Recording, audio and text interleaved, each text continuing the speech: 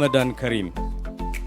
በቅድሚያ የረመዳን ጾምን ምክንያት በማድረግ ወጋገን ባንክ ባዘጋጀው የአብሮነት የአፍጥር ስነ ስርዓት ላይ ጥሪያችንን አክብራችሁ ስለተገኛችሁ በራሴና በባንኩ የዳይሬክተሮች ቦርድ አባላት ስም እንኳን ደህና መጣችሁ ለማለት እወዳለሁ። ይህን የመሰለ አፍጥር ስነ ስርዓት አዘጋጅቶ ስላሰባሰበን በራሴና በባንኩ የሸሪዓ አማካሪ ኮሚቴ አባላት ስም የላቀ ምስጋና አቀርባለሁ።